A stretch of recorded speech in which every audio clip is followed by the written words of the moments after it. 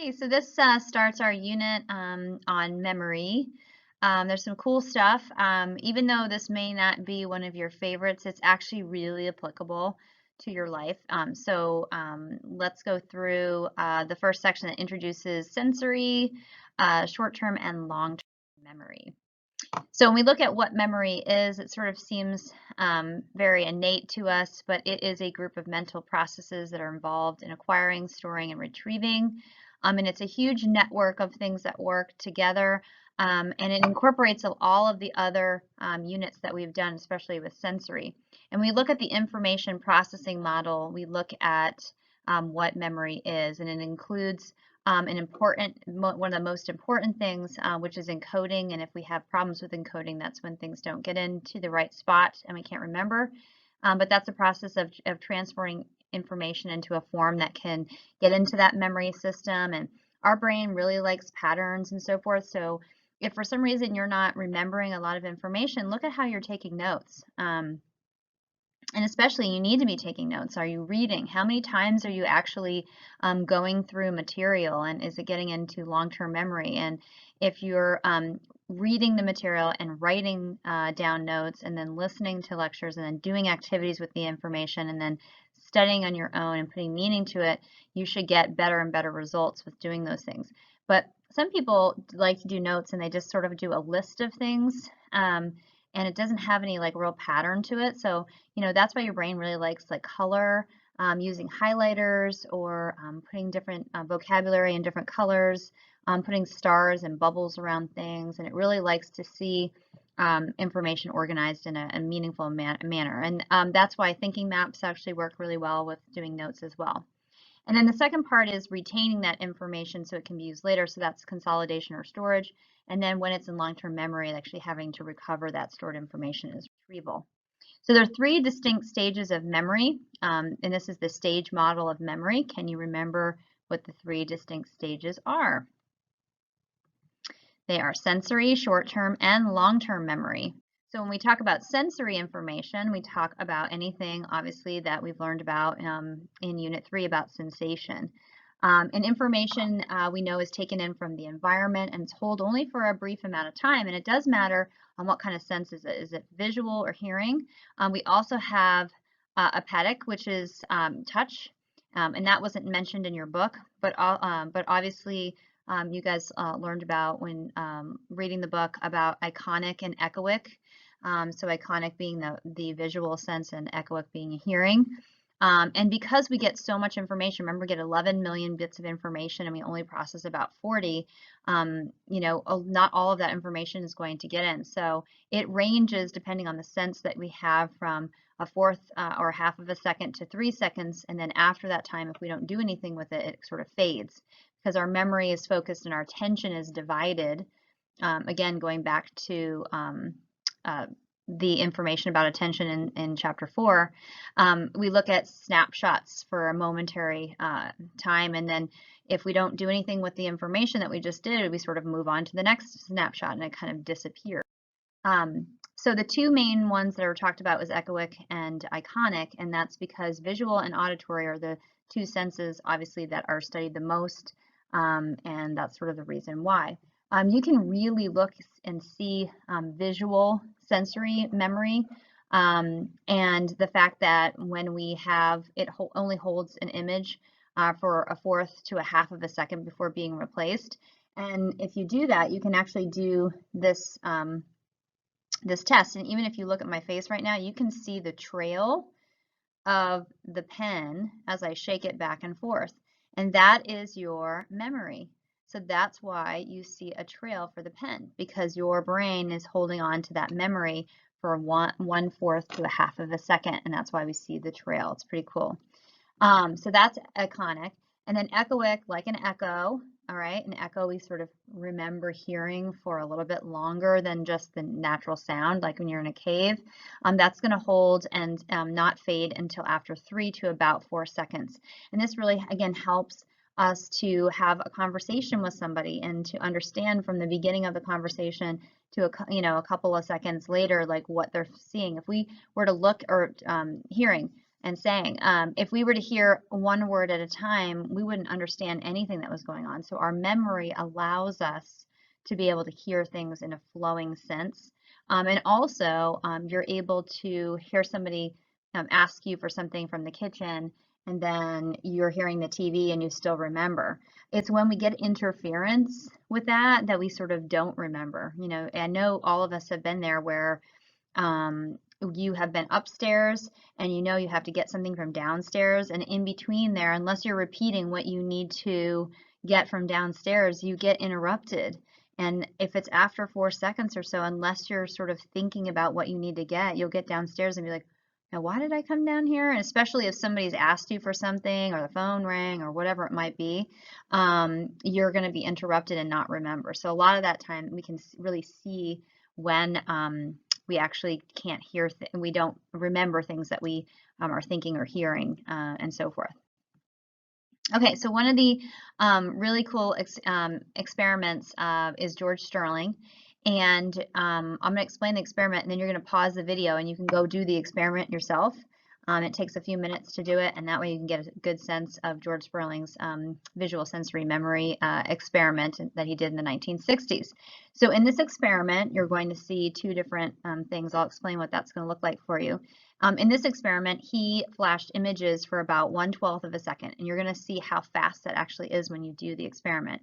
And he had originally arranged 4 rows with 3 letters. And he's just going to flash it up for you. It's a 1/12 of a second, and you have to write down whatever letters that you can remember. In the second experiment, you'll see George Sterling just above my head there is exactly how the second experiment went, where he had 4 letters in 3 rows. And this is where he did the tones, and you can see how exactly that went. It's difficult. And so what he's going to do is going to flash the whole thing, and then he's going to put a tone, and then arrows will kind of point next to the row, and the tone is supposed to go with the row and so forth. So if it's a high-pitched tone, it's going to go to the top row, and you have to remember just those letters. The medium tone will be the middle row, and the low pitch for the lower of the rows.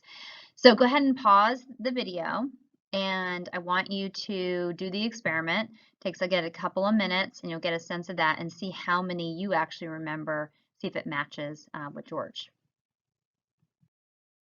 Okay, so now that you're back and you've looked at it, were your results like Sperling's? His results, in the first experiment, subjects reported only 4 or 5 of the 12 letters that they could remember. And how many could you remember? In the tone one with it focused on attention, you guys in that experiment, the tone sounded under 1/3 of a second. So that would be the best way of remembering that row is if it was under a 1/3 of a second. If it's after a 1/3 of a second, then it starts to kind of decay and you don't remember that row very well. So, and then after 1 second, it's completely gone.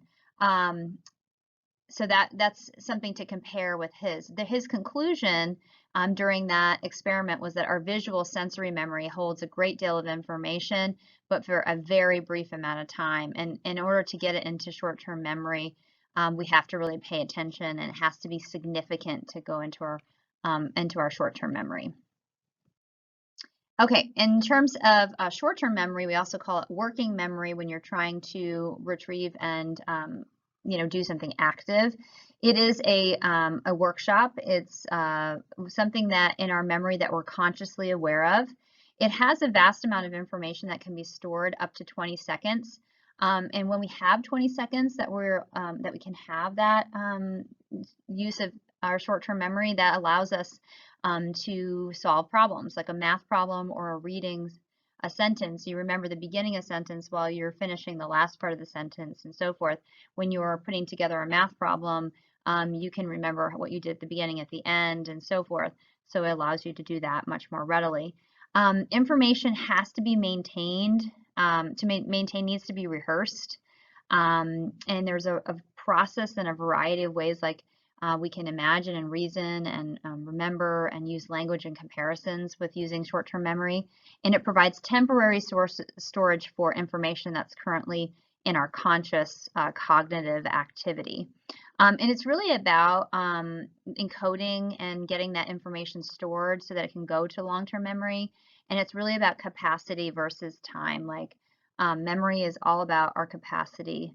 Um, and it is limited in our short-term memory. And that's because we have just an amount of attention and so forth. And then we can lose information, especially if there's interference from competing information coming in. It can mess with our short-term memory. So normally I would have you guys discuss this with other people around you, but these are three particular people that you need to know that did studies on short-term memory and explaining their capacity. So with George Miller, he's 1956, this was our magic number, 7 plus or minus 2. And what he said was we can remember 7 things when we're asked to do a memory test, plus or minus 2, so you would remember like 5 or you could remember 9. And if you think about it, phone numbers are 7 digits long and it's pretty easy. But there's a reason why we remember 7 digits, because we rehearse it so many times and it means something to us. Nelson Cowan came in and said, you know what, some of that early research really overestimated the capacity that people could remember at 7 because we do chunking. We chunk things together. And when we chunk things, we can remember more. And like each of those chunks is almost acts like a single unit. So we really actually can only remember so much. And Jeffrey Rauter also said the same thing, and he said that really we can only remember 3 or 4 items at a time, especially when chunking is not an option. And he did it and said, you know, I'm not going to use letters because people are going to chunk and make, you know, some kind of meaning out of the words. So I'm going to use shapes, and he used visual shapes to see where people could remember where the position of the squares was. And so what they came up with was that really the magic number is 4 plus or minus 1 rather than Miller's 7 plus or minus 2. So really we can remember either 3 things, or we can remember 5 things or 4 things, and so forth. All right, so let's see what you can remember here. How many of these can you remember when I show you these letters? So let's see if Miller's Law does apply. And I'm going to flash this really quick, so get ready to look at it and see if you can remember how many of these letters you can remember. Okay, so this is what you can remember. Whoops, I went too fast. This is what you can remember. Maybe you picked up 3 or 4. Okay, how many can you remember out of that list? Is it 7 or plus or minus 2? It might, and a lot of times I get people remembering 4 or 5, and then I have people that do remember 7. So it does, some people's memory are trained a little bit better than others, and so that's why we have differences in the class. What Miller did come up with, even though our magic number is 4 plus or minus 2 or 1, is that Miller created the idea of chunking. And so some of you may have saw, you know, the MUT at the beginning, M-U-T, and then G-I-K, and like you just kind of put together a nonsense type word to sort of remember and put those things together. Okay, so chunking is what we get from Miller. So what happens when short-term memory is full? New information displays currently held information, which can help with maintenance rehearsal. There are ways that we can increase the amount of information that we actually hold. That means that we can hold more information if we can kind of chunk things together, because our short-term memory has limited capacity. And so we are going to use maintenance rehearsal. Maintenance rehearsal goes with short-term memory. It will not work with long-term memory. So when chunking, we put together either nonsense words, or look at when we rearrange the letters and we look at DVD, FBI, USA, and CIA. We break up our phone numbers and our social security card numbers and our credit card numbers into hyphens and spaces so that it's easy to sort of chunk and remember words and also numbers. And like I said, maintenance rehearsal is going to be help us hold for 20 seconds or so, and unless we rehearse or repeat it, it's going to decay and be lost forever. Think about when you have to, you know, somebody's giving you their Jimmy John's order and there's 5 of you and you don't have a pen or pencil. what do you do in order to remember what the Jimmy John's order is? Okay, you rehearse it over and over so that you don't forget somebody's sandwich, right? And it's when we have interference. If anybody would interfere with you before you called, then and there's too much of a delay in getting your order in, then you will start to forget things like, oh, you know, Jim didn't want mayonnaise or something like that. But it takes some time, and it does take practice to do maintenance rehearsal, and even more practice to do elaborate rehearsal and try to get your memory to be at a good spot. Memory can be trained, and it has to you have to take some time to do that. There is a need to rehearse, and again, that interference with competing information can really interfere with us doing our maintenance rehearsal. You know as well as I do, you're trying to remember like a number of something or something that you're trying to remember, and then all of a sudden you get interfered and you're like, oh, I forgot what that was, and you have to go back and count again, or you have to do something again. So in short-term memory, when we're just trying to learn something quick, if we don't do maintenance rehearsal after 20 seconds, we're going to have that decay. Now, one of the things about working memory that helps us to rehearse and does actually come up when we recall and manipulate information into long-term memory is that we are going to start to learn about the idea of maintenance rehearsal and then making meaning out of information. And Alan Blandy came up with this working model of or model of working memory, and this is sort of how we deal with information. So the phonological loop is the phone, so it's anything that we hear, something verbal, something like that. It's specialized in our memory for verbal information, so lists of words and so forth, and reciting directions for a maintenance rehearsal would be something that we would do. So rehearsing, you know, the list of Jimmy John's orders and so forth. And then the visuospatial sketchpad is specialized for spatial or visual material, like the layout of a room or a city. So you've recited the directions to a place and you're imagining the route, okay? And one thing that GPS has not allowed us to do anymore is we kind of like take for granted that you sort of have to figure out where something is. And when we use GPS, we can take our attention off of where we're going and the things around us, and we just follow the GPS. And then what if your GPS is out? Like, how do you get to your friend's house that you've only been to a couple of times? And that's really hard because you haven't been paying attention. There wasn't any Visio sketchpad that was used to sort of make sense of where you were, where you turned. Maybe you're like, oh, I turned right before I get to CVS. And so forth. And so when our attention is not placed upon information and we don't take that information in, we're not going to develop that sketchpad. Now, when you're doing the Jimmy John's list, you're going to repeat it. So that's your phonological loop. The sketchpad is we innately just go, okay, Jim's over here and he's got the roast beef sandwich, and then you're kind of mapping out the room even as to where everyone was sitting. I used to do that when I waited tables back in college. I could do and remember everyone's order and drink order and sides on their meals at an 8-top table. People like an 8, you know, people a table with 8 people at it, and I didn't have to write anything down. And that's because I remembered where they were on the table. And if it kind of got back and forth and stuff like that, I wouldn't remember as much, but I could go right around the table and tell you who had what. And so that's that visual sketchpad.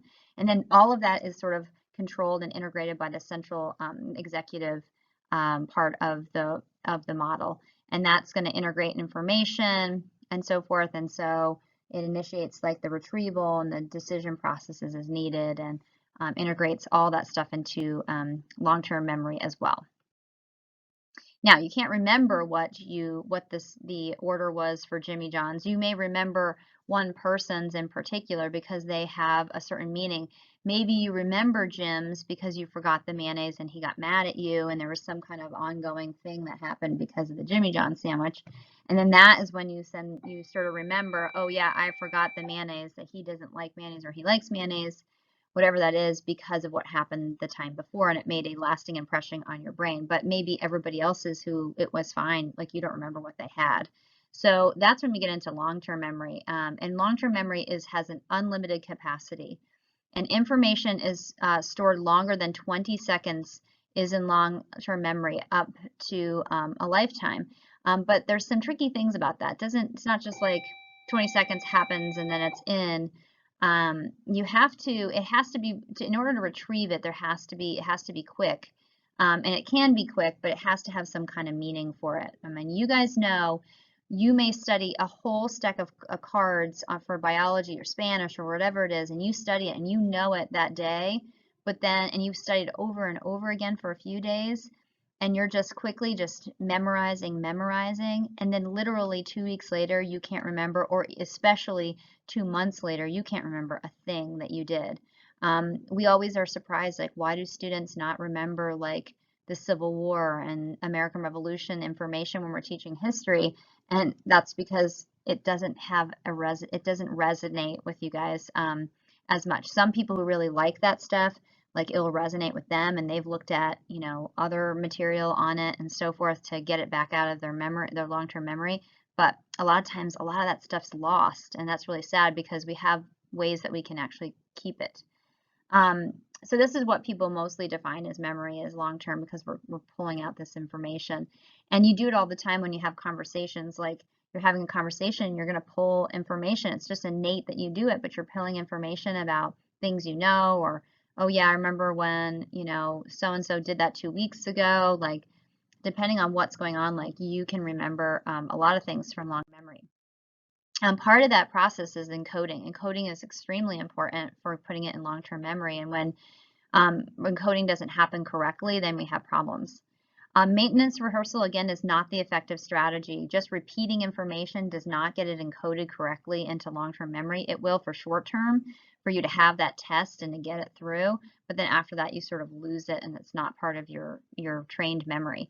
What we need to use is elaborate rehearsal, and that's the most effective way of keeping something in your long-term memory. We focus on the meaning of information, and you know as well as I do, when you really like something or you're really into something, you will remember everything. My son can't remember what happened in a book that he read, but he will give you every stat of any basketball player. He will talk about any car. I mean, he remembers the most minuscule things about cars and basketball because he loves that stuff. So it has meaning to it. So that's where we have to create meaning through information that maybe not be the most exciting to us, but it's something that we definitely need to know. And you have to relate it to information and to other information and not just repeat it over and over again. This is going to get better retention. It's going to engage the limbic system, the hypothalamus, the hippocampus, and the amygdala. And a couple of ways that we could do that is applying the information to yourself. So psychology is really easy because you can apply, some of the stuff and make up a story about, how the retrieval cues and how it wasn't used for you. So come up with examples. Imagery, thinking maps are really good, vivid images and imagery that you can put together with information, and again, making up a story and so forth. And we're going to do the project that you have for this unit actually is going to help you to remember all those vocabulary on forgetfulness. There's two dimensions of long-term memory, the two subsystems we have, and as it said on the other side, it showed you in that little diagram, sort of we have implicit and explicit memory. So these are also called, explicit's also called declarative memories, and this is memory with awareness, information or knowledge that can be considered recollected. And this includes episodic and semantic.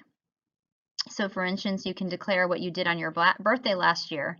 Episodic and semantic memories are events and facts that you state, okay?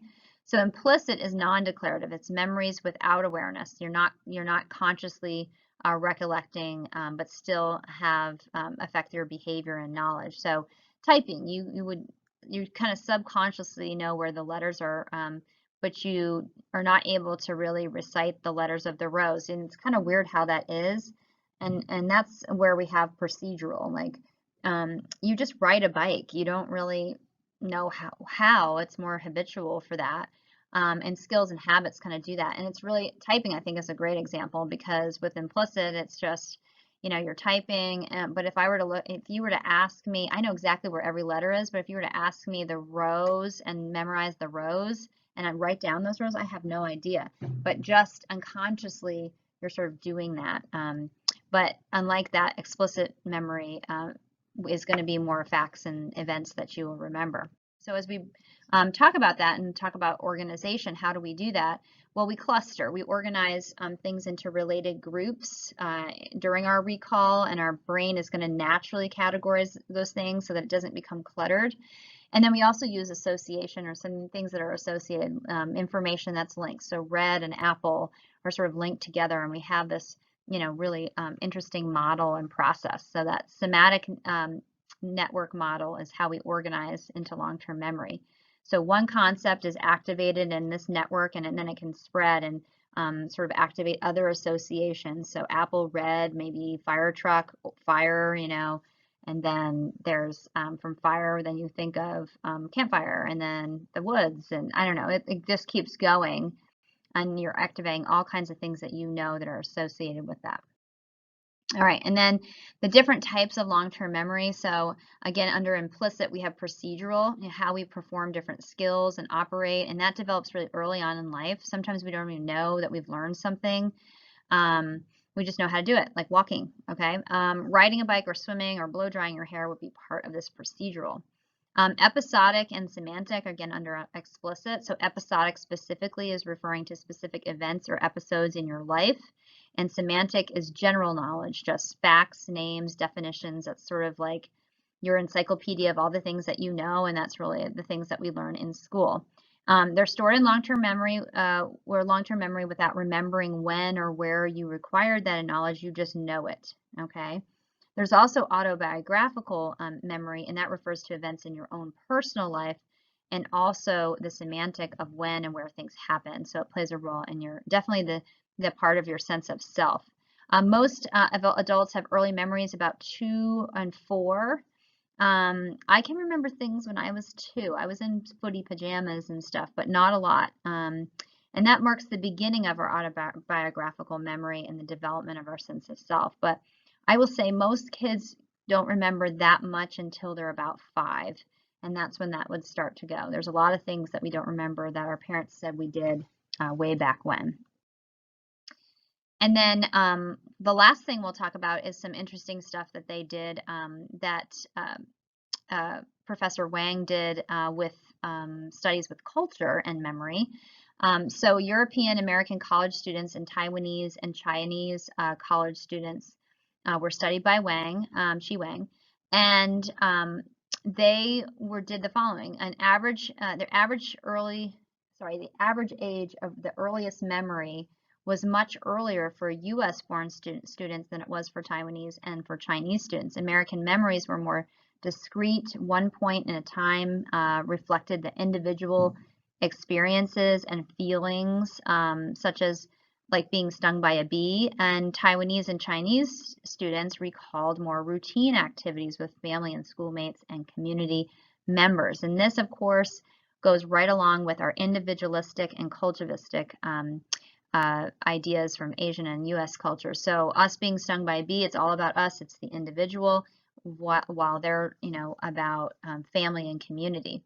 And so that makes a lot of sense. The differences are created by interactions with family members. So shared remembrances is the way our mothers shared stories in our family and children learned how to be and get that sense of culture, and that Asian mothers discussed group situations and de-emphasized emotions, while Western mothers really talked about, oh yeah, I remember you get stung with a bee, you were crying so hard, and all of it's about emotional reactions and accomplishments and all kinds of things. And it doesn't make it bad one way or the other. It's just that's one of the things that affects our memory, and why we think of things explicit and implicit, and what our autobiographical memories actually come out to be can be influenced by our culture. All right, have a great day. So I decided to tack this on to the end because it's elaborate rehearsal, and the sooner I share this with you and we go over this, the better it will be. So again, some long-term tips, how you can do better in school, okay? So first of all, restate new information in your own words. Writing down things just verbatim, just to get it down, doesn't help you process the information. And I would say studies have shown handwriting notes is actually the best way to process that. So it focuses your attention, you become more of an active reader, You actually process it in a way that you can understand. So there's a lot of great research here about that and integrating that into your knowledge base. Outline the chapters with headings and subheadings, like create your own categories, do that with color and all that kind of stuff. Actively question new information. That's why Cornell style notes, where you're writing information out to the side and making implications like, hey, I know this part of memory reminds me of something that we learned about in sensation, and write that down, like cause and effect, personal relationships. Put an example from yourself next to the things in memory to create like a knowledge base of something connected to you. So then that way, those associations and clusters that you have in long-term memory, they're now associated. So me being stung by a bee, you're going to go, oh yeah, I remember that reminds me of the Carol Wang, or the Chi Wang study that we talked about in psych, about how in U.S. mothers talk about being stung by a bee, and I can remember that, my mom telling me that story. Okay, so writing that out, and even in the margin in your notes. Think about potential application, like, well, how can you make meaning of that information, and writing it out to the side. Relate new information to things that you've already known, which I just said. Generate your own examples of implicit and explicit. That would be a good way of remembering those two and associate with yourself. Create visual representations. We're going to start to do this even in this next chapter, in chapter 7, creating thinking maps.